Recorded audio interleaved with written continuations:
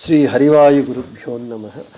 ఓం వందే విష్ణుం నమామి శ్రియమథ చ భువం బ్రహ్మవాయూ చ వందే గాయత్రీం భారతీం తామపి గరుడమనంతం భజే రుద్రదేవం దేవీం వందే సుపర్ణీమహిపతిదయితాం వారుణీమప్యుమాం తాం ఇంద్రాదీన్ కామముఖ్యానపి సకలసురాన్ తద్గురూన్మద్గురూంశ్చ అభ్రమం భంగరహితం అజడం విమలం సదా ఆనందతీర్థమతులం భజే తాపత్రయాపహం జలజ్యేష్ఠనిభాకారం జగదీశపదాశ్రయం జగతీతల విఖ్యాతం జగన్నాథగురుం భజే పృథ్వీమండలమధ్యస్థాః పూర్ణబోధమతానుగాః వైష్ణవాః విష్ణుహృదయాః తాన్ నమస్యే గురూన్ మమ ఆపాదమౌళిపర్యంతం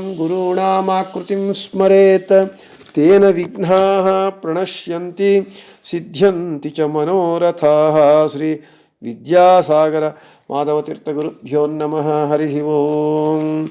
ಹರಿಕಥಾಮೃತಸಾರ ಗುರುಗಳ ಕರುಣದಿಂದ ಆಪನಿತು ಪೇಳುವೆ ಪರಮ ಭಗವದ್ಭಕ್ತರಿದನಾದರದಿ ಕೇಳುವುದು ಶ್ರೀರಮಣಿಕರ ಕಮಲ ಪೂಜಿತ ಚಾರು ಚರಣ ಸರೋಜ ಬ್ರಹ್ಮ ಸಮೀರವಾಣಿ ಫಣೀಂದ್ರವೀಂದ್ರ ಭವೇಂದ್ರ ಮುಖ ವಿನುತ ನೀರಜ ಭವಾಂಡೋದಯ ಸ್ಥಿತಿ ಕಾರಣನೆ ಕೈವಲ್ಯದಾಯಕ ನಾರಸಿಂಹನ ನಮಿಪೆ ಕರುಣಿ ಪುದೆಮಗೆ ಮಂಗಳವಾ. ಪಾಪಕರ್ಮವಸಹಿಸುವರೆ ಲಕ್ಷ್ಮೀಪತಿಗೆ ಸಮರಾದ ದಿವಿಜರನಿ ಪಯೋಜ ಭವಾಂಡದೊಳಗಾವಲ್ಲಿ ನಾ ಕಾಣೆ ಗೋಪ ಗುರುವಿನ ಮಡದಿ ಭೃಗು ನಗಚಾಪ ಮೊದಲಾದವರು ಮಾಡಿದ ಮಹಾಪರಾಧಗಳೆಣಿಸಿದನೇ ಕರುಣಾ ಸಮುದ್ರ ಹರಿ. మనము నిన్నటి పాఠమునందు ఈ పద్యములో పాపకర్మ సహిಸುವರೆ లక్ష్మీపతిಗೆ సమరాధ దివిజరను ఈ పయోజ భవాండదొళగావల్లి నా కాణೆ, తన భక్తుల పాపకర్మలను క్షమించేటటువంటి సహించేటటువంటి దేవతలలో ఈ బ్రహ్మాండమునందు భగవంతునితో సమానమైనటువంటి వారిని ఎవరిని నేను చూడలేదు. ఇక ಗೋಪ ಗುರುವಿನ ಮಡದಿ ಭೃಗು ನಗಚಾಪ ಮೊದಲಾದವರು ಮಾಡಿದ ಮಹಾ ಅಪರಾಧಗಳೆಣಿಸಿದನೇ ಕರುಣಾ ಸಮುದ್ರ ಶ್ರೀ. ఇంద్రుడు, చంద్రుడు, తారాదేవి, భృగు మహర్షి, రుద్రుడు మొదలైనటువంటి తన భక్తులు చేసినటువంటి మహాపరాధములను లెక్కించలేదు కరుణా సముద్రుడైనటువంటి శ్రీ. నిన్నటి పాఠమునందు గోప అంటే చంద్రుడు, ఇంద్రుడు అని అర్థం చెప్పుకొని ఇంద్రుడు చేసినటువంటి మహాపరాధములను చెప్పుకొని వాటిని భగవంతుడు లెక్కించకుండా క్షమించాడు తన భక్తుడైనటువంటి ఇంద్రుణ్ణి. ఎందుకు? ఇంద్రుడు తన సంకల్పానుసారంగా ఈ అపరాధములను చేశాడు. అంతేకాకుండా కలి ప్రభావము చేత అసురావేశము చేత చేశాడు కాబట్టి వాటిని గణనకు తీసుకోలేదు ఇంద్రుడు చేసినటువంటి మహాపరాధములను. ఇక గోప అంటే చంద్రుడు అని చెప్పుకున్నాం. గోప అంటే అంటే తన కిరణముల చేత పాలించేటటువంటి వాడు, ప్రాణులను పాలించేటటువంటి వాడు చంద్రుడు. అతనికి గోప అని పేరు. ఇక చంద్రుడు ఏమయ్యా మహాపరాధం చేశాడు అంటే ఆచార్య దేవో భవ, గురువును దైవముతో సమానంగా భావించాలి, పూజించాలి. అటువంటిది దేవతా గురువులైనటువంటి తన గురువైనటువంటి బృహస్పత్యాచారుల పత్ని అయినటువంటి తారాదేవిని గ్రహించాడు. గురు పత్ని గమనం చేశాడు. ఇది చాలా అపరాధము. ఇటువంటి మహాపరాధము చేసినటువంటి చంద్రుణ్ణి భగవంతుడు శిక్షించాడా అంటే శిక్షించలేదు. ఎందుకు అంటే నేను మొదటే చెప్పినట్లుగా భగవంతుని సంకల్పానుసారము వాడొక్కడే స్వతంత్రుడు, మిగిలిన వాళ్ళందరూ అస్వతంత్రులు. ఇంకొకటి, కలి ఆవేశము అసురావేశము చేత చంద్రుడు ఆ పని చేశాడు. ఎందుకయ్యా శిక్షించకుండా క్షమించాడు అని అంటే, స్వాభావికంగా చంద్రుడు మంచివాడే, ముక్తియోగ్య జీవుడు, దేవత. అయితే అసురావేశము చేత, కలి ప్రభావము చేత చెయ్యటం చేత అనుగ్రహించాడు. ఇక గురువిన మడది. పోని చంద్రుడు శిష్యుడు చేసిన గురుపత్ని అయినటువంటి తారాదేవి చంద్రునితో సంగమించినది కదా, ఇది మహాపాపము కదా, మహాపాతకము కదా. పోని గురుపత్ని అయినటువంటి తారాదేవిని శిక్షించాడా అంటే శిక్షించలేదు. పైగా ఆమెను పంచమహాకన్యలందు ఒకటిగా అనుగ్రహించాడు భగవంతుడు.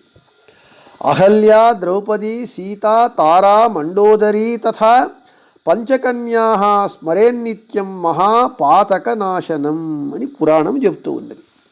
అహల్య, ద్రౌపదీదేవి, సీతాదేవి, తారాదేవి, మండోదరీదేవి, వీళ్ళు పంచకన్యలు. వీళ్లను మనము ప్రతినిత్యము స్మరిస్తే మన మహాపాపములన్నీ, పాతకములన్నీ నాశమవుతాయి అని చెప్తూ ఉన్నారు. గురువిన మడది భృగు.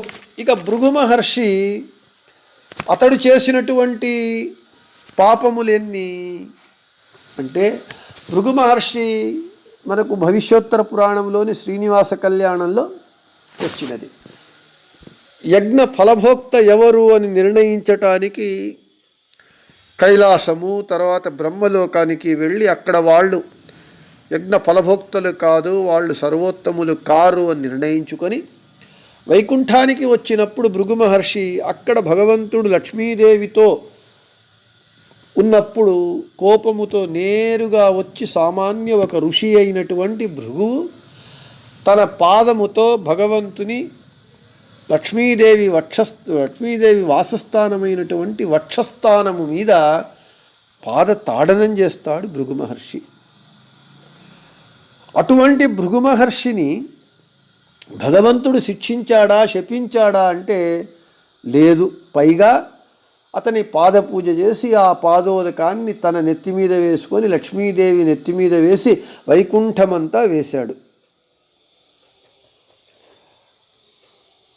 మళ్ళీ అదే భృగు మహర్షి భగవంతుణ్ణి పాదముతో తాడనము చేయటం చేత వ్యాధుడుగా పుట్టి తానే మళ్ళీ కృష్ణుని కాలి బొటనవేలికి బాణాన్ని వేస్తాడు. కృష్ణుడు అవతార సమాప్తి చేయడానికి కారణభూతుడవుతాడు. ఇటువంటి భృగు మహర్షిని భగవంతుడు శిక్షించాడా అంటే లేదు. ఏ భృగు మహర్షి అయితే పాదతాడనము చేసినటువంటి ఏ భృగు మహర్షి అయితే వ్యాధుడై పుట్టి తన పాదము యొక్క బొటనవేలికి బాణము వేసి తాను అవతార సమాప్తి కావడానికి కారణమయ్యాడో అటువంటి భృగు మహర్షికి సద్గతిని, ఊర్ధ్వగతిని, మంచి గతినిచ్చాడు భగవంతుడు శిక్షించకపోగా. ఇక నగచాప. నగ అంటే పర్వతం, అంటే మేరు పర్వతాన్ని ధనుస్సుగా చేసుకున్నటువంటి రుద్రులవారు. రుద్రులవారు చేసినటువంటి మహాపరాధములు ఎన్ని అని అంటే బోలెడు. రుద్రదేవుల వారు త్రిపురాసుర కాలంలో, త్రిపురాసుర సంహార కాలంలో రుద్రునికి భూమియే రథమైనది, 4 వేదములే 4 గుర్రాలయ్యాయి, బ్రహ్మ సారథి అయ్యాడు, మేరు పర్వతమే ధనస్సైనది, శ్రీహరి బాణరూపి అయ్యాడు. ఈ విధంగా మేరు పర్వతాన్ని ధనుస్సుగా చేసుకున్నాడు కాబట్టి రుద్రునికి నగచాప అని పేరు. ఈ రుద్రుల వారు ఎటువంటి వాడు అంటే సాక్షాత్తు భగవంతుని మనవడైన భగవంతునితోనే అనేక మార్లు యుద్ధం చేశాడు. బాణాసురుడితో కృష్ణుడు యుద్ధం చేస్తూ ఉన్నప్పుడు కృష్ణునికి విరుద్ధంగా బాణాసురునికి మద్దతుగా యుద్ధం చేశాడు రుద్రులు. దీని ప్రసంగం ఏమిటి అని అంటే, కృష్ణుని మనవడు అనిరుద్ధుడు, అంటే ప్రద్యుమ్నుని కొడుకు. కృష్ణుని కొడుకు ప్రద్యుమ్నుడు, ప్రద్యుమ్నుని కొడుకు అనిరుద్ధుడు. అనిరుద్ధుడు మహాసుందరుడు. ఈ బాణాసురుని కుమార్తె అయినటువంటి ఉష స్వప్నంలో అనిరుద్ధుణ్ణి చూసింది. అనిరుద్ధుణ్ణి చూచి అనిరుద్ధుని చిత్రాన్ని తన సఖి చేత వేయించి అనిరుద్ధుడు ఎక్కడుంటాడు అనేది తెలుసుకొని, కృష్ణుని మనవడు అని తెలుసుకొని, అంటే అనిరుద్ధుడిని ఎక్కడుంటాడని తెలుసుకొని తన సఖి అయినటువంటి చిత్రలేఖ చేత అనిరుద్ధుణ్ణి తన అంతఃపురానికి పిలిపించుకొని అతనితో క్రీడించి ఆమె ఉష గర్భిణి అవుతుంది. అప్పుడు బాణాసురునికి ఈ విషయం తెలిసి అనిరుద్ధుణ్ణి బంధిస్తాడు బాణాసురుడు. తన శత్రువు కృష్ణుడు తన శత్రువుని మనవడు వచ్చి తన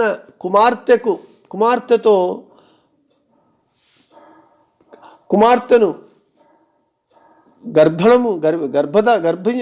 గర్భిణి చేశాడు అని చెప్పి ఆ కృష్ణుని మనవడైనటువంటి అనిరుద్ధుణ్ణి బాణాసురుడు బంధిస్తాడు. అప్పుడు కృష్ణుడు తెలిసి అనిరుద్ధుణ్ణి విడిపించుకోవడానికి బాణాసురునితో యుద్ధం చేస్తాడు. అప్పుడు అసురునికి మద్దతుగా రుద్రుడు వచ్చి కృష్ణునితో యుద్ధం చేస్తాడు.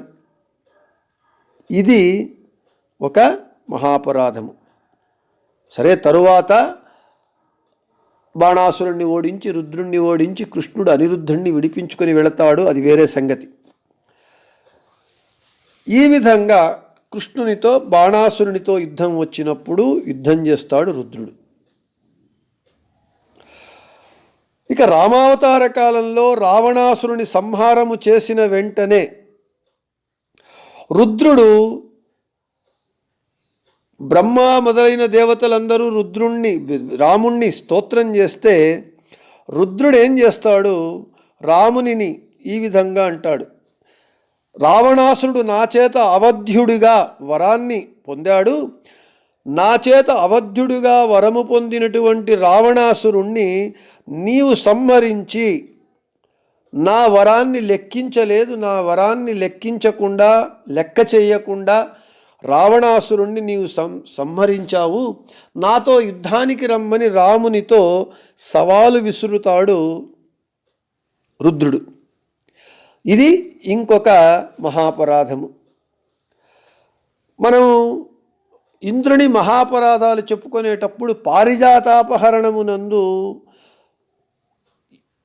ఇంద్రుడు కృష్ణునితో యుద్ధం చేస్తూ ఉన్నప్పుడు ఇంద్రునికి మద్దతుగా రుద్రుల వారు వచ్చి కృష్ణునికి విరుద్ధంగా యుద్ధం చేస్తారు. ఈ విధంగా నగచాప అని పిలువబడేటటువంటి రుద్రుల వారు భగవంతుని విరుద్ధంగా రాక్షసులకు మద్దతుగా యుద్ధం చేశాడు. అయితే ఈ రుద్రుని ఈ మహాపరాధములను భగవంతుడు లెక్క చేశాడా అంటే లెక్క చెయ్యలేదు. పైగా వారిని క్షమించాడు. అంతేకాకుండా వెనుకటి పద్యంలో చెప్పుకున్నాము, మోహిని రూపాన్ని చూసి వీర్యస్ఖలితుడై అయినప్పుడు మళ్ళీ భగవంతుణ్ణి ప్రార్థించినప్పుడు భగవంతుడు రుద్రుల వారిని క్షమించాడు. ఈ విధంగా నగచాప మొదలైనటువంటి వారు అంటే బలరాముడు, అర్జునుడు, ధృతరాష్ట్రుడు, భీముడు, ద్రోణుడు మొదలైనటువంటి ఈ భక్తులందరూ కూడా సందర్భానుసారంగా మనం వెనుక చెప్పుకున్నాం, భీష్మన అవగుణగళెణిసిదనేనో కరుణాళు అని. ఈ విధంగా వీళ్ళే మొదలైనటువంటి దేవతలు, ఋషులు, మునులు, భక్తులందరూ కూడా భగవంతుని పట్ల వెసిగినటువంటి మహాపరాధములను భగవంతుడు లెక్క చెయ్యకుండా వారిని క్షమించి అనుగ్రహించాడు. ఇంతటి కరుణాసముద్రుడు భగవంతుడు. ఇక్కడ మనకు మళ్ళీ ఒక ప్రశ్న, వీళ్ళు ఎందుకు అపరాధములను చేశారు? అదే దైత్యులు చేస్తే భగవంతుడు దైత్యులను సంహరింప చేస్తాడు. దేవతలు మాత్రం చేస్తే వారిని క్షమించి అనుగ్రహిస్తాడు. ఇది ఏమిటి? భగవంతుడు దేవతా పక్షపాతి. భగవంతునికి వైషమ్య నైర్ఘృణ్యములు ఉన్నాయి. అంటే ప్రేమ, అసూయ అనేటటువంటివి భగవంతునికి కూడా ఉన్నాయి అని మనకు ఆపాతతః కనబడుతుంది కదా అని అంటే అవును. అయితే భగవంతునికి వైషమ్య నైర్ఘృణ్యములు ఉంటే వాడు భగవంతుడు కాడు. ద్వేష, అసూయము, ప్రేమ, అనురాగము, మనకు కావలసిన వారి పట్ల ప్రేమ, అనురాగము, మనకు ఇష్టం లేని వారి పట్ల ద్వేషము, అసూయ ఉండటం అనేటటువంటిది దోషము. అవి మనకున్నాయి. ఈ దోషములు భగవంతునికి ఉంటే వాడు భగవంతుడు కాడు. అయితే ఎందుకు దేవతలు చేసిన అపరాధములను క్షమిస్తాడు, వారిని అనుగ్రహిస్తాడు, రాక్షసులు చేస్తే వారిని ఎందుకు శిక్షిస్తాడు అని అంటే ఇక్కడే ప్రమేయము, తత్వభాగము అడగి ఉన్నది. త్రివిధ జీవరాశులు, సాత్విక, రాజస, తామస జీవరాశులు. ఈ సాత్విక జీవరాశులందరూ ముక్తియోగ్య జీవులు, దేవతలు కానీ మనుషులు కానీ అందరూ. ఈ తామస జీవరాశులు రాక్షసులు, దైత్యులు అంటే స్వాభావికంగా చెడ్డవారు. ఎలాగా అంటే ఉదాహరణకు ఉల్లికి ఎంత మనము సుగంధాన్ని అద్దినా 1 నిమిషమో 2 నిమిషాలో వాసన, మంచి వాసన వస్తుంది, కానీ తర్వాత ఉల్లి వాసన వస్తుంది. అలాగే మల్లికి మీరు ఎంత దుర్గంధాన్ని పూసినా కొంతమేరకు తర్వాత తన స్వాభావికమైనటువంటి సుగంధాన్ని మల్లెపువ్వు వెదజల్లుతుంది.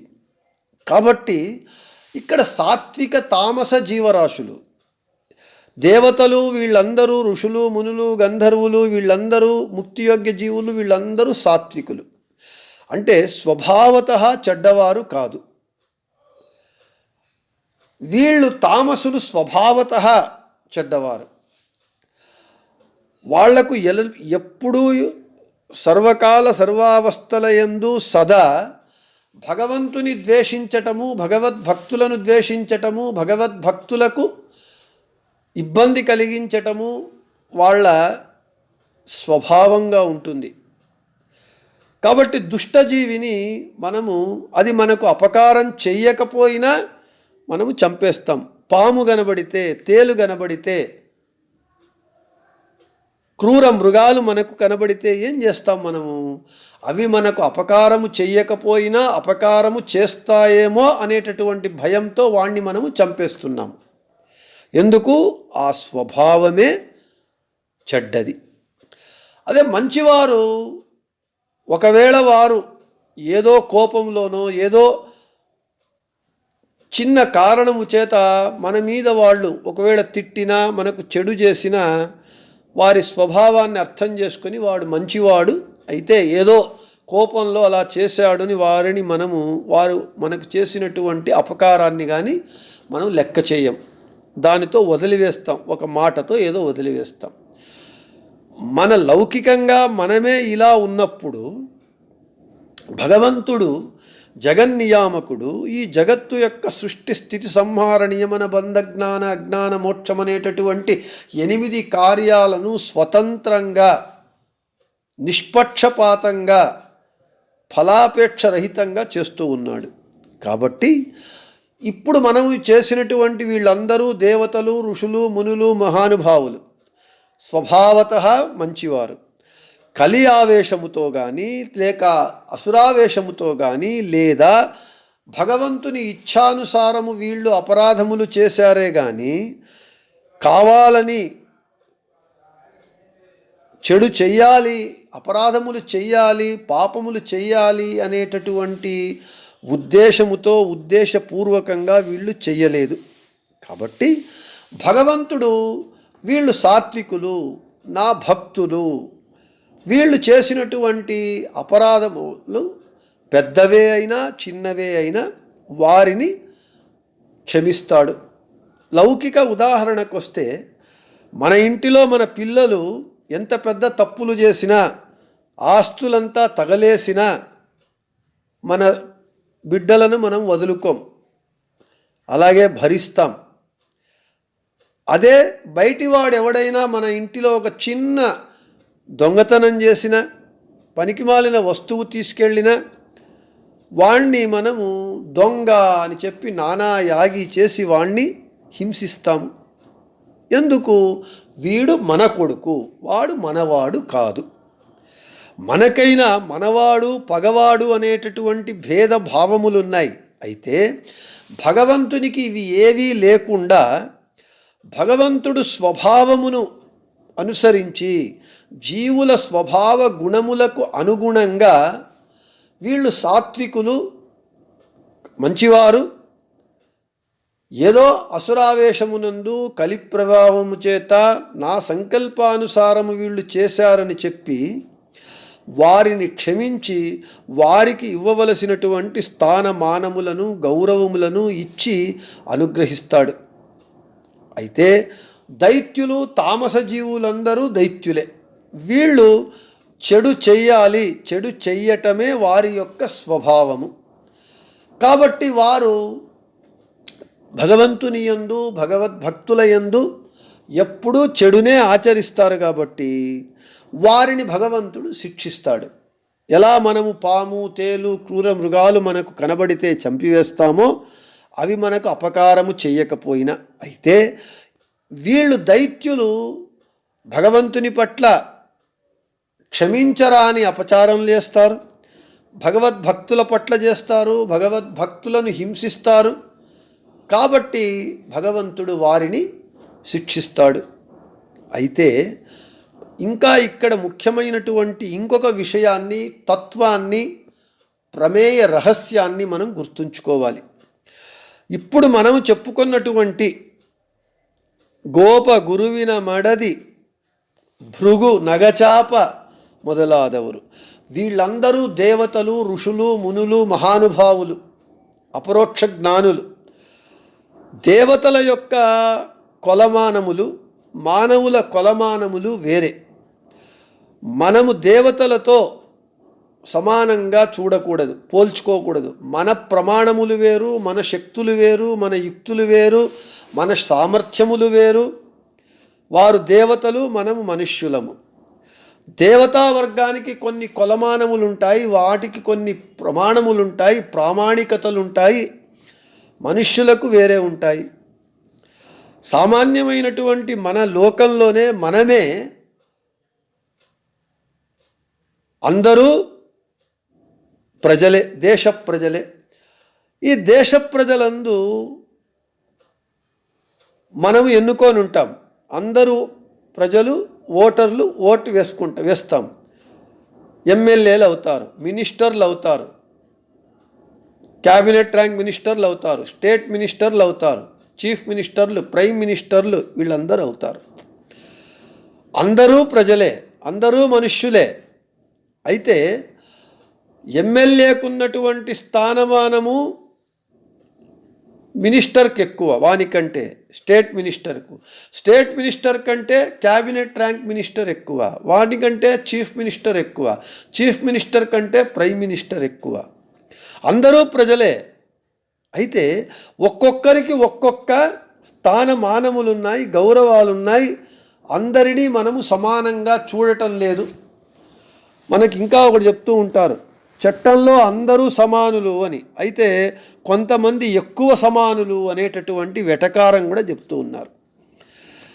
మన సామాన్యమైనటువంటి మన వ్యవస్థ యందే ఇన్ని వివక్షలు ఉండగా ఇక మనము దేవతలు అందరూ ఒకటే అని మనము ఎలా చెప్పగలము? దేవతలను మనలను ఒకే కేటగిరీకి మనము ఎలా చేర్చగలము?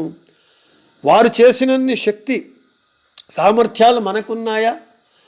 దేవతలు భగవంతుణ్ణి నేరుగా చూడగలరు, మాట్లాడగలరు, ఏమైనా చేయగలరు.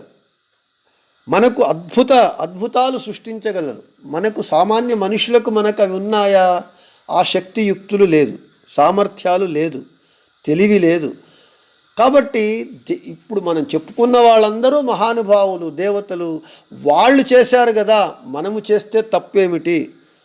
చంద్రుడు గురుపత్ని గమనం చేశాడు, నేను చేస్తే తప్పేమిటి? అంటే చంద్రుడు మనము అందరూ ఒకటే అవడానికి సాధ్యమవుతుందా? చంద్రుడు దేవత కాబట్టి దేవతా ప్రమాణములు వేరు, ఋషుల ప్రమాణములు వేరు. వారికి వారి ధర్మములు వేరు, మన ధర్మములు వేరు. వారి లోకము వేరు, మన లోకము వేరు. ఈ భూమండలములో ఉన్నటువంటి అనేక దేశాలలో అనేక రూల్స్ ఉన్నాయి, రెగ్యులేషన్స్ ఉన్నాయి, ధర్మాలు ఉన్నాయి. మన చట్టాలు అమెరికాలో చెల్లవు, అమెరికా చట్టాలు మన దేశంలో చెల్లదు. వారికొక ఇక్కడ నేరమైనది అక్కడ నేరము కాకుండా పోతుంది. ఈ భూమి మీద నివసించేటటువంటి అందరి మనుష్యుల మధ్య ఇంత వైరుధ్యాలు, ఇంత తేడాలు, ఇంత ప్రమాణముల భేదాలు ఉన్నప్పుడు వేరే లోకము, దేవతా లోకములవి. వాళ్ళు దేవతలు, మనది మనుష్యలోకము. ఈ విధంగా మనము వారితో పోల్చుకొని నేను కూడా చేస్తే తప్పేమిటి అనేటటువంటి నాస్తికవాదము, హేతువాదాన్ని మనము ఇక్కడ తీసుకొని రాకూడదు. మనము వాళ్ళతో సమానమైతే, వాళ్ళకున్నటువంటి శక్తి సామర్థ్యములు మనకు ఉంటే మనము వారితో పోల్చుకోవచ్చు. లేదా వారు మనతో సమానమైతే మనము వారితో పోల్చుకోవచ్చు. అయితే ఇక్కడ లోకము వేరు, వారి వర్గము వేరు, మనము వేరు. కాబట్టి ఇక్కడ భగవంతుని తత్వము, భగవంతుని కారుణ్య గుణము, తన భక్తుల పట్ల భగవంతునికి ఉన్నటువంటి కారుణ్య విశేషాన్ని ఇక్కడ జగన్నాథదాసులు శాస్త్రమునందు, పురాణములందు, భారతమునందు వీటి యందు చెప్పినటువంటి అనేక భక్తుల యొక్క కథలు. భక్తుని కథ అంటే భగవంతుని కథ. భగవంతునికి భక్తుల మధ్య ఉన్నటువంటి ఆ భక్తి తత్వాన్ని, భగవంతుని కారుణ్య విశేషాన్ని అత్యంత సుందరంగా, హృద్యంగమంగా వర్ణిస్తున్నారు. దానిని మనము దృష్టిలో పెట్టుకొని భగవంతుని యొక్క భక్త వాత్సల్యత్వాన్ని మనము గ్రహించి వాని యందు భక్తిని పెంపొందించుకోవాలే కానీ లేనిపోని ఆలోచనలు తెచ్చి నాస్తికవాదాన్ని, హేతువాదాన్ని ఇక్కడ తెచ్చి మనము మన నిర్మలమైనటువంటి భగవంతుని పట్ల మనకు ఉండేటటువంటి భక్తిని మనము తగ్గించుకోకూడదు, భక్తిని నాశం చేసుకోకూడదు అని ఎందుకు ఇంత విస్తారంగా ఇక్కడ నేను ఈ విషయాన్ని చెప్పవలసి వచ్చిందంటే, ఇది విన్నప్పుడు, ఈ పద్యం చదివినప్పుడు, దీని అర్థాలు తెలుసుకున్నప్పుడు మనకు ఇటువంటి అనుమానాలు బోలెడు మన మదిలో మెదలుతాయి. కాబట్టి వాటి అనుమానాలకు పరిహారంగా వాటిని నివృత్తి చేస్తూ యథామతి యథాశక్తి నేను మీకు ఇంతటి వివరణ ఇక్కడ ఇవ్వవలసి వచ్చింది. ఇక ముందు కూడా సందర్భానుసారంగా ఇటువంటి వివరణలు ఇవ్వడం జరుగుతుంది. హరికథామృత సారము వింటే మనకు భగవంతుని యందు భక్తి పెరగాలి, భగవద్భక్తుల యందు ఆదరము, గౌరవము పెరగాలి తప్ప లేనిపోని అనుమానములు మనలో కలగకూడదు అని చెబుతూ ఈ పద్యం యొక్క వివరణను ఈరోజుతో ముగిస్తూ